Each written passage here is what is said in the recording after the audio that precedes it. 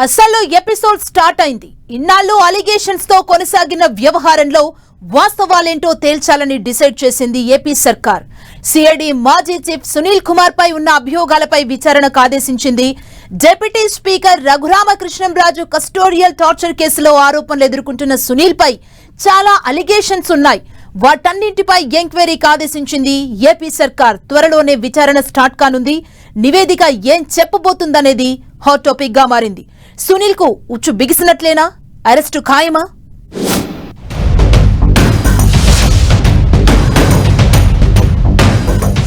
CID మాజీ chief Sunil చుట్టూ చక్రవ్యూహం.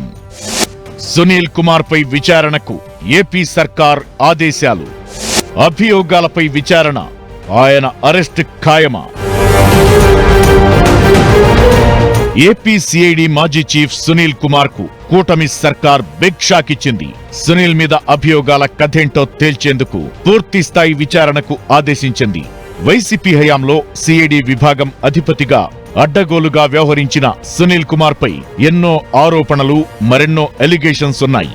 ఆయనపై చర్యలుంటాయంటూ కూటమి ప్రభుత్వం అధికారంలోకొచ్చినప్పటి నుంచి ప్రచారం జరుగుతూ వస్తోంది.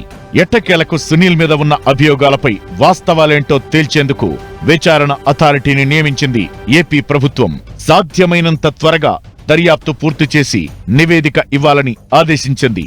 ప్రస్తుత డిప్యూటీ స్పీకర్, ఉండి ఎమ్మెల్యే రఘురామకృష్ణంరాజు కస్టోడియల్ టార్చర్ కేసుకు సంబంధించి సునీల్ కుమార్ పై ఆరోపణలు ఉన్నాయి. అలాగే నిబంధనలకు విరుద్ధంగా వ్యవహరించారంటూ రఘురామకృష్ణంరాజు ఢిల్లీ స్థాయిలో ఫిర్యాదులు చేశారు.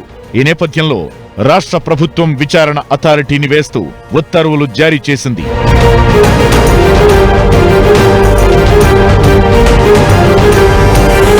నకిలీ డిపాజిటర్లను సృష్టించి అగ్రిగోల్డ్ బాధితులకు చెల్లించాల్సిన సొమ్మును సునీల్ లక్షలు స్వాహా చేశారని ఏసీబీకి ఫిర్యాదు చేశారు. AP deputy speaker Raghurama Krishnam Raju AgriGold బాధితుల ఖాతాల్లో జమ చేసిన నిధులను సునీల్ కుమార్, ఆయన సన్నిహితుడు కామేపల్లి తులసిబాబుతో కలిసి దుర్వినియోగం చేశారని ఆరోపించారు. బాపట్ల జిల్లా రామకూరులోని 96 మంది నకిలీ అగ్రిగోల్డ్ బాధితుల ఖాతాల్లో సొమ్ము జమ చేసి వారి నుంచి 15,000 నుంచి 20,000 చొప్పున వసూలు చేశారని అలిగేషన్స్ చేశారు. ప్రకాశం జిల్లాలోని వేర్వేరు ప్రాంతాలకు చెందిన మరో 400 మంది దగ్గర కూడా ఇలాగే తీసుకున్నారని చెప్పారు.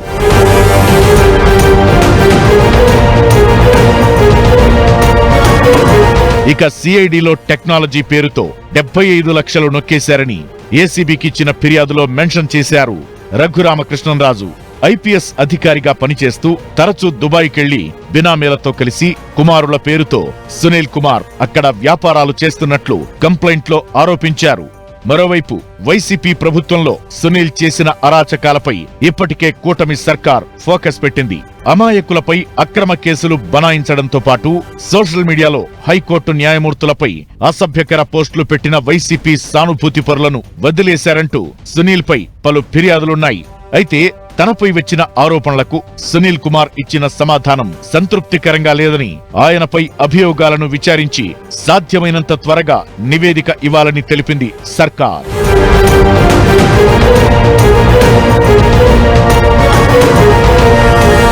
సిఐడి కస్టడీలో నాటి వైసీపీ ఎంపీ రఘురామరాజును టార్చర్ చేసిన వారిలో కామేపల్లి తులసిబాబు కూడా ఉన్నారన్న ఆరోపణలపై ఇటీవల పోలీసులు ఆయన్ను అరెస్టు చేశారు.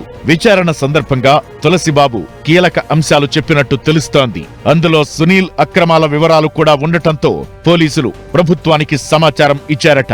దీంతో ఇప్పటికే సిఐడి మాజీ చీఫ్ పై విచారణకు ఆదేశించిన ప్రభుత్వం రఘురామ ఫిర్యాదును పరిగణలోకి తీసుకుని సునీల్ పై చర్యలకు సిద్ధమవుతోందట. అయితే సునీల్ పై నమోదైన ప్రతి అభియోగం వాస్తవమా కాదా అనేది తేల్చేందుకు ప్రభుత్వం విచారణకు ఆదేశించింది.